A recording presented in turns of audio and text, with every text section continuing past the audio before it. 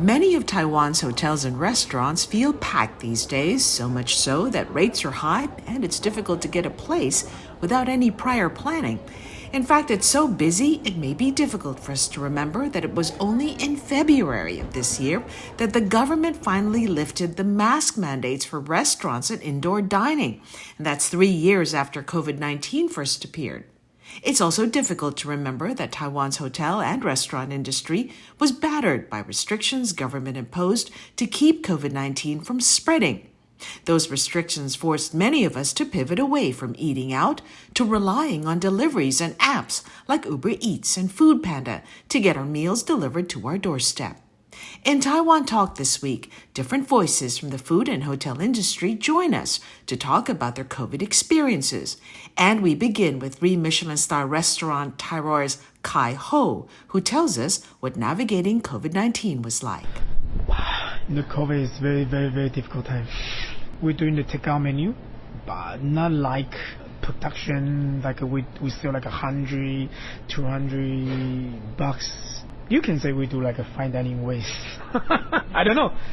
Yes, it's all the packaging. I choose like a wood box and everything we calculated the times. We don't cook like in advance, like an hour before, 2 hours before. We cook, we finish the food. So when you bring home, still very hot and the texture, everything still looks very nice.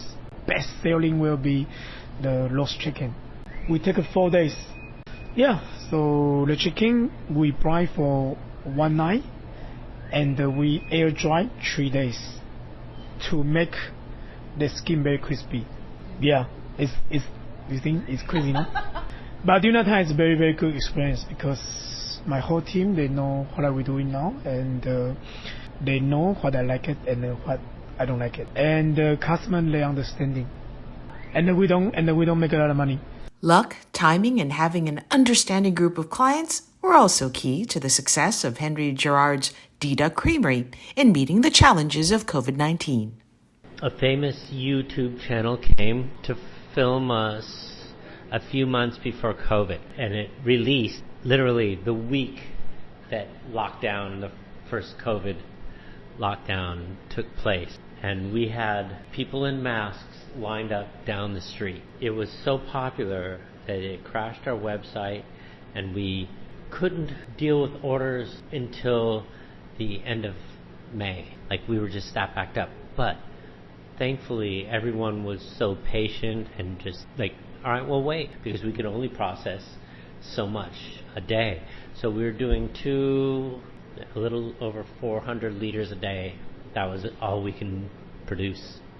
Food industry entrepreneurs like David Pan of Bebop Ice Cream, who had the resources, also lucked out because the pandemic gave them a chance to think about their product. In the case of Bebop, it's very special to me because I did this one with family and friends. I had an idea of what I would like to have. I didn't know if it was achievable. So then at that point, I asked my sister, and this was during the pandemic. When Taiwan wasn't locked down in 2020, but during 2021, in around May, we got locked down. During that time, my sister was locked up. She didn't have anything to do. So I bought her an ice cream, homemaker. And I said, try to make this work. And then she took maybe 2 months, but then finally hit on the way of making ice cream without cream. So then there are 7 founders in the company and they're all friends. And then we kind of did this together. So I think it was because of COVID that, we weren't as busy. So then we could work on this together. And then so actually I would say that COVID created the hotbed for this to happen. So, and because it was friends and family, you could still see each other socially because the lockdown doesn't shut that off. Right. Even though it was long distance and you don't meet as much, but we were still working together online. The same could be said of Vegan Joy, whose founder, Irene Liao, took the time to fine-tune her products before releasing them into the market. But her decisions took a financial toll, too. It's taken us a year since, registering the company to develop the products and everything, and also the branding. You're burning money every day. But at the same time, because we're in the food business, so for me, there's been a few times where I actually decided to delay the launching date because I wasn't satisfied with the product, whether it's the taste or the texture or even the packaging design, so on and so forth. And, my finance person, she's like, yeah, you need to are you sure you want to delay again? Still, Taiwan's food industry paid a price for COVID. In mid-2022, media reports said the Shilin night market had been hit especially hard. Data from the Ministry of Economic Affairs says revenues for the food and beverage industry declined over a 2-year period since 2020, and that industry wasn't alone. The pandemic also amplified financial concerns within the hospitality industry, thanks to the disappearance of international arrivals, which happened almost overnight. Those same financial problems were felt by owners of Taiwan's smaller-scale bed and breakfasts, too. Wayne Wang is the proprietor of Sun Moon Lake's Laurel Villa, who said the pandemic was cause for anxiety. During the COVID-19, it was hard.